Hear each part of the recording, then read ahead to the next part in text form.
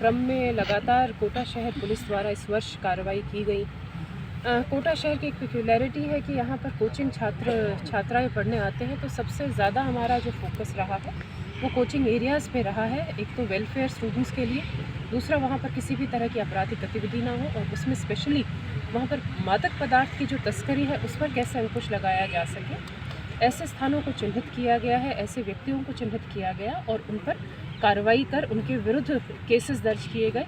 Specially coaching area के ही में NDPS और उसमें गांजा जो सप्लाई है उस पर हमने विशेषकर फोकस कर लगभग 65 हमने प्रकरण दर्ज किए हैं सिर्फ कोचिंग एरिया से लेकर। उसके अलावा जो हमारे उसमें नवाचार रहे हैं, वो चाहे वो मेटा से कोलैबोरेशन हो, चाहे KSOS पैनिक बटन लॉन्च हो, जो कालिका पेट्रोलिंग यूनिट है जो एक महत्वाकांक्षी एक योजना है जिसमें 20 यूनिट्स कालिका पेट्रोलिंग यूनिट महिलाओं की स्पेशली जिस पर सबसे ज़्यादा जिनका फोकस कोचिंग एरिया में रहेगा वो लॉन्च की गई हैं। उसके अलावा लगातार उनसे सीधा संवाद जो नीचे लेवल से लेकर ऊपर मेरे स्वयं के लेवल तक सीधा संवाद किया जा रहा है।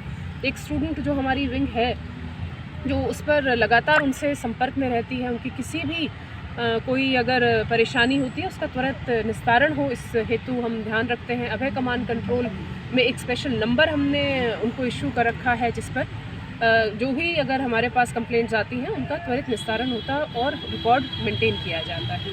इस तरह से तो कोचिंग एरिया में हमने कार्रवाई की है।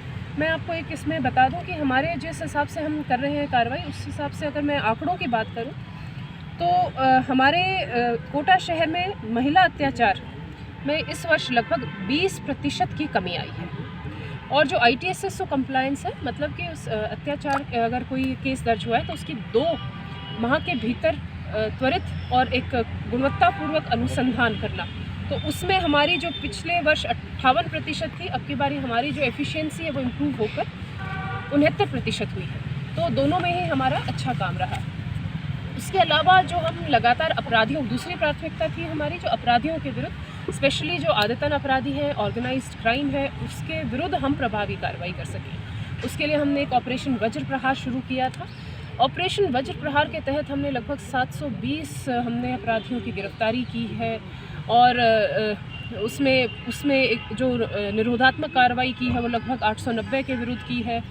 और हम जो अल सुबह जो टीम्स गठित करके और उन पर हमने दबिश दी, एरिया डोमिनेशन किया, तो उसमें लगभग हमने NDPS में 13 प्रकरण, 91 आर्म्स एक्ट में प्रकरण दर्ज किए हैं। ऐसी आबकारी में भी हमने मुकदमे दर्ज किए हैं। और जो इनामी अपराधी हैं उनके विरुद्ध हमारी लगातार अच्छी कार्रवाई रही है। लगभग हमने 720 इनामी अपराधी गिरफ्तार किए हैं, जिसमें कि 50,000 के भी 25,000 के भी इनामी अपराधी थे। तो इन सब की कार्रवाई से जो उसमें भय देखने को मिला अपराधियों में, तो जब भी पुलिस को कोई सूचना मिलती थी अरेस्ट करने जाने के लिए, तो ऐसे अपराधी मतलब भय के कारण भागे भी वहाँ से, जिसकी वजह से लगभग 28 से 30 को चोटें भी आई। हमने लगभग 65 अपराधियों की हमने जो शिनाख्तगी में कार्रवाई उसमें जो हम आइडेंटिफिकेशन कराते हैं, उसकी नक्शा मौका की तरतीब कराते हैं, तो उसमें लगभग 65 का हमने परेड भी कराई है। इसका जो परिणाम रहा है वो रहा है कि जो IPC में, हमारे IPC में भी इस वर्ष लगभग 20% की 18% की कमी आई है। और स्पेशली जो प्रॉपर्टी संबंधित हमारे अपराध हैं उनमें जो वर्ष 2023 में 1721 प्रकरण दर्ज हुए थे, अब की बारी 1421 प्रकरण दर्ज हुए हैं, तो उसमें 17% की कमी आई है।